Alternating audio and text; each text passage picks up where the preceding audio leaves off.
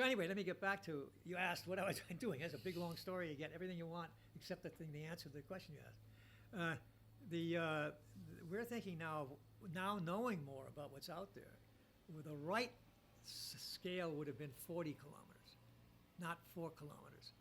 And that is, in fact, what we're pushing right now. And what I'm doing to help out is, since I helped build the vacuum system for the 4 kilometers, as I say, I'm a plumber. I'm trying to figure out how you can make that cheap enough to afford it. And, well, I've been trying to interest people in the Department of Energy in this little problem I'm about to tell you about. Maybe this will be good advertising. Let's see. What it is that all the big expense in a 40-kilometer system is in the tubing. You have to have ultra-high vacuum, otherwise you get scattering of the laser light. Right. And that scattering causes phase shifts, and it will screw up, it actually will screw up the signal. That's a noise you just get rid of. You can't have it. So you have to operate at, for example, at 40 kilometers, you certainly don't want any heavy molecules. It's death on wheels if you have any hydrocarbons. That's for other reasons, but this particular molecule with a gigantic dipole moment and slowly ambling through your field, that's bad, bad news. No, but what comes out of most vacuum systems, even very good ones, is a lot of hydrogen. I mean, every accelerator you are going to be mixed up with has a background of hydrogen. Most people don't, they can pump it away easily, and it doesn't do a lot. Hydrogen's quite small. Sometimes it actually helps. What? Sometimes it actually helps. Well, it might help for certain things, yeah. But hydrogen, that's one thing. But the one that's really a pain in the ass is the water. And the water, every time you open up, you have to pump out and heat it or most accelerators don't want to do that because they have to get their magnets off, and they don't want to depolarize their magnets. I mean, so they wait. And I remember talking to people at CERN lately, and they're dying for having a system which has very much less water and heat absorbed on it. So that's some of the things we're working on, trying to figure out how do you make, not stainless steel is very expensive. So if you use ordinary steel, that's the other idea. Ordinary carbon steel, the kind of stuff that cars are made of, okay? That might save a hell of a lot of money, and I'll give you what it might save. And I think the high energy people ought to be interested in this. So I've yet to go to high energy people and ask for money. I've been asking for money from the NSF so we can study this with some vacuum people. But I'll give you a number. If we build the 40-kilometer system, as we built LIGO, which attained all the vacuum we needed, and it has the vacuum in it, that's good enough for the 40-kilometer system too.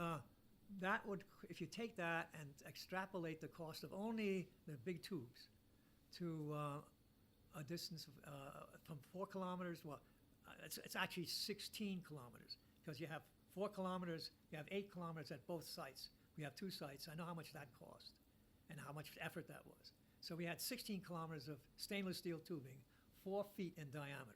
That's what's, see, very different than the tubes you guys have. You have these little tubes, and you have to, well, they are that big? I didn't realize they were. Yeah, we have big 6-way crosses. Really? Yeah, it doesn't get this size? I mean, we have some things like that for like attaching stuff on, but. Okay, well, that's then you can almost think that it can be pumped out by not as many pumps. But you look at the early accelerators; they were like that because the volume of the magnet was the real problem.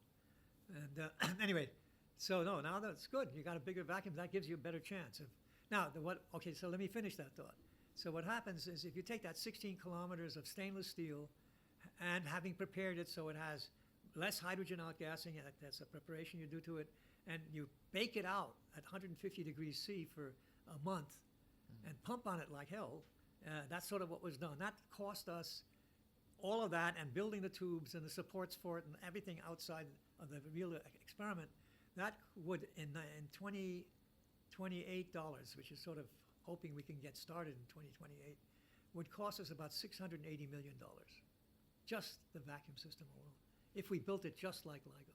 Now, if we can somehow manage to get rid of stainless steel, manage to get rid of a 150-degree bake-out, manage to get rid of the hydrogen another way, if you want. It turns out, and this is something that's very well known, the hydrogen, it turns out ordinary steel, ordinary carbon steel, has very little hydrogen in it. Turns out stainless steel is crawling with hydrogen.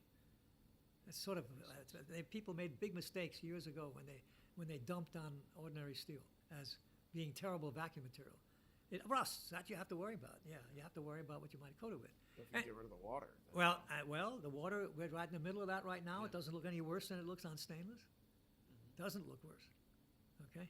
That's not good enough. I'd like to do something to make it a lot less. And that we're thinking about putting coatings on, like silicon coatings. That's one idea. Or that will get rid of it. So if you manage to do all those steps I just outlined, you could bring the cost down to half, about. So it's still expensive. It's sort of 300, call it 400 million. But that makes the thing, it's a break point for the National Science Foundation, because the detector will be about what it costs to make the LIGO detector. So it's another 150 million on top of that. And then the buildings, but the thing is more expensive than LIGO. LIGO itself, when the initial cost of LIGO, the initial phase of it was in round numbers, 200 million. And then you have to run it. That costs 50 million a year. And if you take that and put it together with the improvements, which were another 100 million, 150 million, you wind up that we have now spent, in the years we've been running this thing, $1 billion. Okay? And for the NSF, that's a big chunk of money. The DOE doesn't like $1 billion, but they can deal with $1 billion.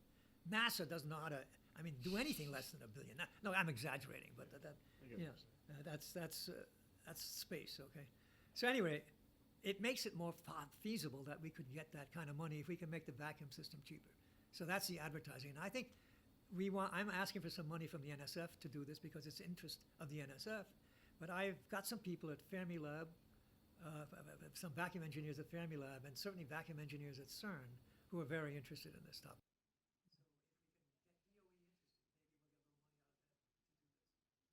So it's ironic that you bring all this up, because at our ion source just down the street, which is only like 6 feet of vacuum tubing, our two biggest problems are contaminants and baking and expense. And expense. So you've got the same problem. Yeah.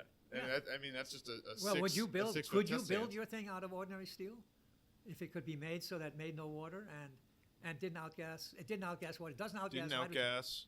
Yeah, I would think we could make it out of regular steel. There's no reason not to. Yeah.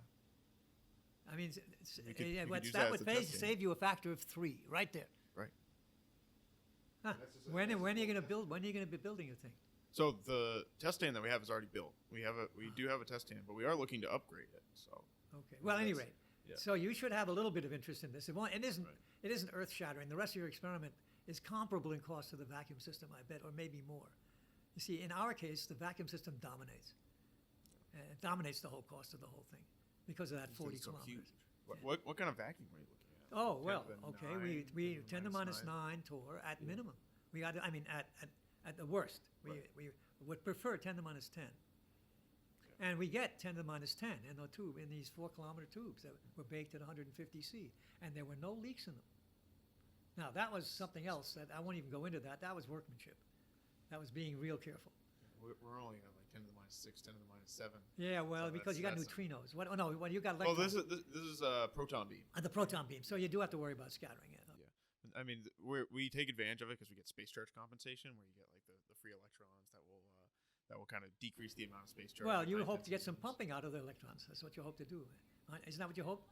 No. Well, it's basically just trying to produce a proton beam, and then the proton beam causes a beta decay. So we don't want electrons except for space charge compensation. Yeah. Okay. Space charge compensation of the main beam.